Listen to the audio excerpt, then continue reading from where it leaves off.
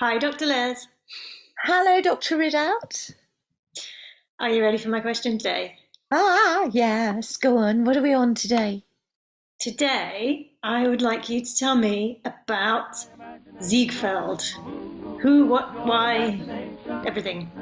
Just talking musicals with you. Ziegfeld, as in the Ziegfeld Follies on Broadway. Yeah, so that's what I remember. Last week you mentioned something about Ziegfeld, and all I know is that there was someone called Ziegfeld, there was something called the Ziegfeld Follies, and there was something called people called Ziegfeld Girls.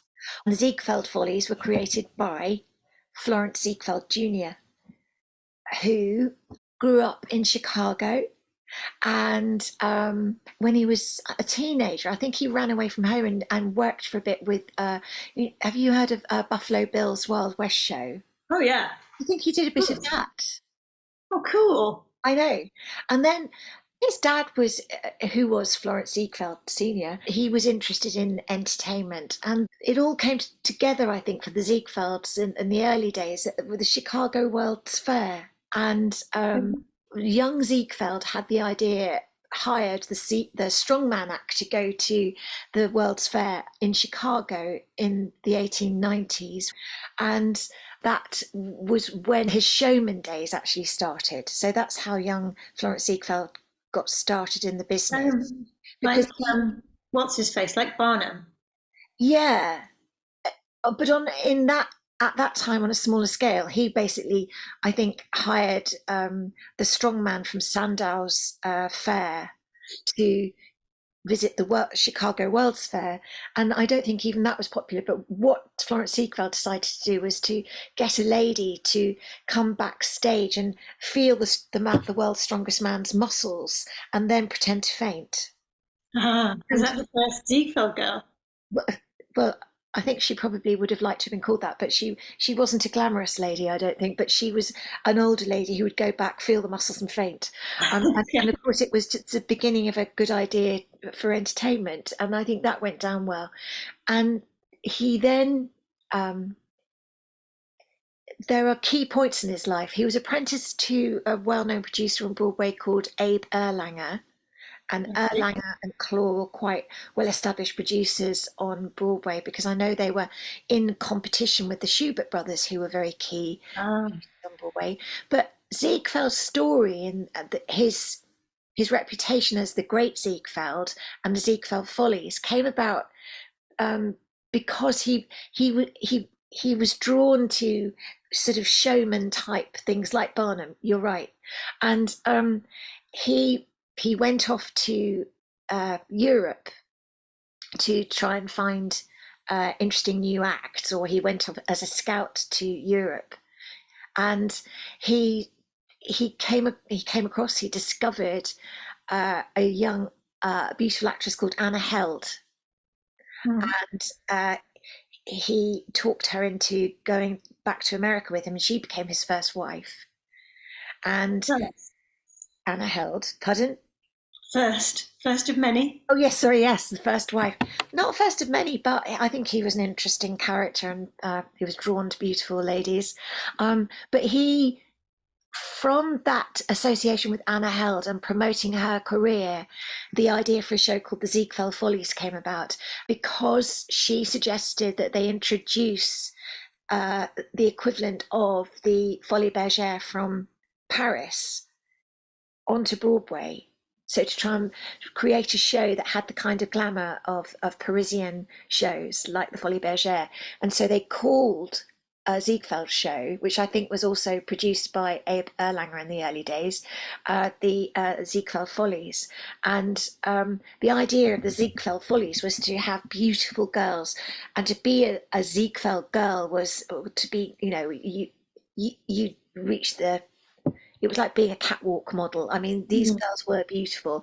They were lithe. They were like dancer-like figures. They would parade around in a show, dressed as different themed um, characters. So you'd have autumn, winter, spring, summer, or just different themes, and they would be dressed by designers, and it was all very lavish and extravagant and a little saucy. And so there was the allure of being able to go and be in the audience and just sort of feast your eyes on the beauty of these stunning girls walking up and down staircases to music. And in between that, there were interesting entertainment acts, singers, comedians, and Fanny Bryce was one of those people. Funny girl. Yeah, W.C. Fields, well-known comedian, actor. These people weren't well known when they started out with Ziegfeld. That helped to increase their popularity. The shows were known as Ziegfeld Follies of, say, I think the first Ziegfeld Follies show is about 1906. And so they would always have the Ziegfeld Follies of 1906, and so on. And it was all about the glamour. So timing-wise, when Ziegfeld Follies came in, that was like mid-vaudeville, or? Well, vaudeville was like mid-19th century. It was around when that was sort of bubbling away on Broadway. Yeah. And growing through into the 20th century. Ziegfeld Follies was created in the early 1900s. So I think the first one was 1906. Yeah. And Ziegfeld died in 1932. He was really hit hard by the Wall Street crash. Okay. So his fortune, his curve of his fortune, I think it was like a bit of a meteor of fame. I think he did crash and burn a bit with the Wall Street crash, but a lot of people did, and that was 1929. He had such a reputation as a showman. I mean, on his desk, he was reputed to have 2 gold telephones. Why 2? I know. And were they really gold?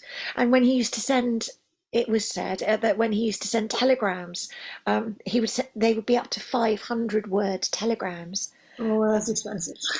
Well, I suppose not everybody knows about telegrams these days either, but a telegram was a way of sending an urgent message to somebody, and it was expensive because you pay by the word, wouldn't you? Yeah. And so it could be a very expensive process. And but people often did use short telegrams as getting messages around town, but 500-word telegrams, I mean, but there was one thing, talking about Anna Held as his first wife. I think he got into a lot of trouble because he had a mistress who he kept on a floor above the theatre. He lived on that floor, and then 2 floors above his mistress, I can't remember her name, Lorraine, I think, comes to mind, but there was a lot of sort of, you can imagine the talk about that. And then... Probably why I had 2 telephones. Possibly. But he was also, after his marriage to Anna Held was over, he met and married a lady called Billy Burke, who was a very resourceful lady, and better known to us really as the Good Witch in The Wizard of Oz. Oh. Yeah. I was really impressed when I found that out. I thought, Yeah. And you see these characters in these old films and you don't know about the amazing stories of their lives. So she had quite an incredible life. I'm being married to Florence Ziegfeld, but it could not have been easy. Your imagination, our imaginations make this world divine. Ziegfeld really, to all intents and purposes, was the man behind it. He put his name to it. Oh, so he wasn't always front of house then? No, it was the girls that were front of house. It was the comedy act, the singers and the actors and the sketches that they would have had on. The Schuberts, in later years, they introduced their own version of as competition for Ziegfeld Follies, and they called it The Passing Show. That was a few years later, I think about 1912. Interesting. But Ziegfeld, he built his own theatre, the Ziegfeld Theatre, which was a really beautiful Art Deco theatre. This is before it all went a bit wrong. And that was the theatre where Showboat opened, Jerome Kern and Oscar Hammerstein's show. Is it still there? No, a lot of these beautiful old theatres on Broadway have been the victim. They were, I think, when Broadway went into its sort of down times in the 70s, a lot of these beautiful old theatres were torn down because they'd become cinemas over time because there were so many theatres on Broadway. But the Ziegfeld Theatre didn't survive. A lot of these beautiful theatres didn't survive. But the pictures of it just look stunning. It's a shame. So that was 1927 when Showboat opened, and that was his beautiful new Art Deco theatre. There's one story of a ghost of a Ziegfeld girl. Her name was Olive Thomas, and she has been seen by workmen at the theatre where they put some of the Ziegfeld Follies shows on. But she has been seen walking through walls, and they have a photograph of her in the foyer of the theatre as you go in. And people always say good evening to Miss Thomas as they go in and out, and hopefully she won't sort of appear to them dressed in a beautiful gauzy gown and walk through a wall and disappear. One person that I know, I've heard, who was one of the later Ziegfeld girls, she only lasted a very short time, but Lucille Ball. You know the Lucille Ball show? You're probably too young for it, but Lucille Ball, she had her own television series in the 1950s and 60s. And there was recently, she was married to a man called Desi Arnaz, but she had a very short-lived career as a Ziegfeld girl on Broadway. I think she was rehearsed flat out for a week, and I remember seeing her being not during the time, but when I was doing some research, I saw an interview of her talking about when I think she was only a Ziegfeld girl for about a week, and she worked. They worked them very hard, and then after a week they were told they could go, thank you very much. And she was on the street crying her eyes out because she couldn't believe that she'd been dropped as being a Ziegfeld girl. I think obviously being a showgirl was a hard life, wasn't it? Yeah, but so there you are. I don't think you made a lot of money, but you got a lot of recognition for it. Interesting.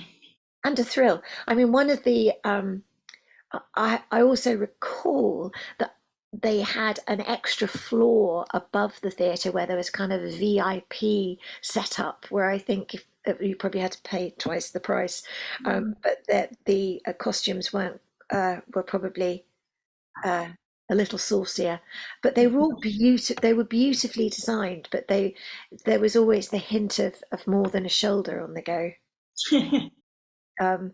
And so the whole thing about the Ziegfeld Empire, there was just a lot of glamour and elegance. And I remember Hal Prince in an interview saying, the Ziegfeld Follies, to be a Ziegfeld girl, it was iconic. It was the American dream type thing. You think, well, was it really? Because that's not really what girls wanted to be necessarily, but it was about being glamorous and wonderful.